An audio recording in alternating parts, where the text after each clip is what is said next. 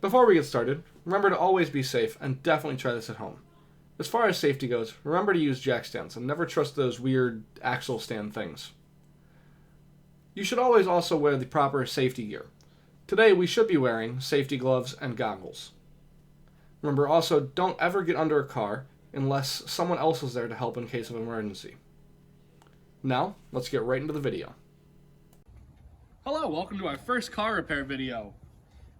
Today we will be replacing the control arms on a 2011 Kia Soul. This process will be pretty similar to most cars with a McPherson strut setup, meaning you have a single control arm.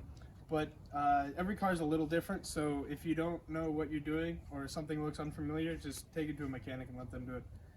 Yeah, I mean, that's well said, but what got us to look at this car specifically today was a knock in the suspension. So that's any sort of noise that you hear while you're driving, specifically like bumps. You hear like a crunch whenever you go over any type of bump. So really listen on those speed bumps if you really feel like something's wrong with your car. Yeah, also if you feel any shaking in your steering or just any unusual feeling in the front suspension, typically it'll be your control arms, but if you don't know or you're not unsure, just make sure you have a proper mechanic diagnose it so that way you can have some confirmation.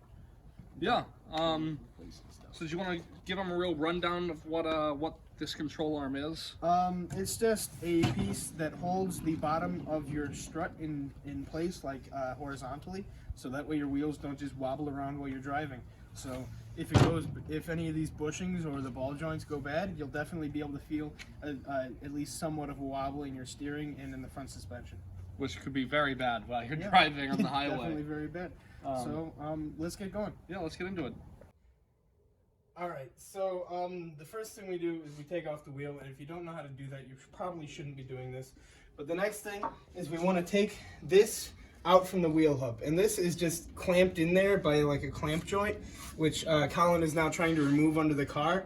It's rusty as heck on this one, so anytime you're working on a car that has rusty bolts, you want to make sure you coat them in WD-40 and let it sit for a little bit, just so you can get it unstuck. But he's still having some issues, so I'm going to give him the impact, and you can stop. Alright, so as you can see here, this bolt is quite stuck, and this one just pushes out, so we're going to hit it with a hammer.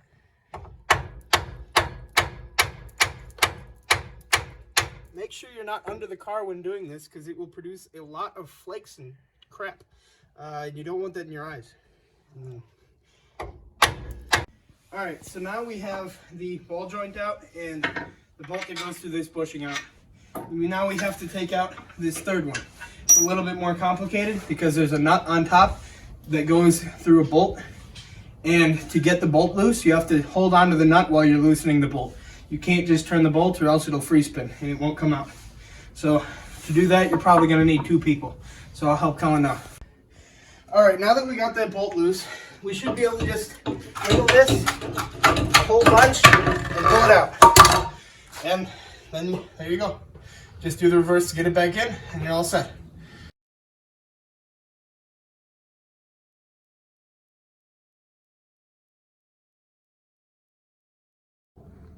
Alright, so we had some rough parts of today's filming throughout the time. Peter slammed me with a wrench in the hand, but Deserved it. I guess. So, but, you know, try always to be safe, and if you're doing this at home, just make sure you know what you're doing and follow along with us, but we're not responsible for what happens to you. Yeah. And other than that, we're pretty much done here, so thank you so much. Just please remember to subscribe, like the video. We'll catch you in the next one.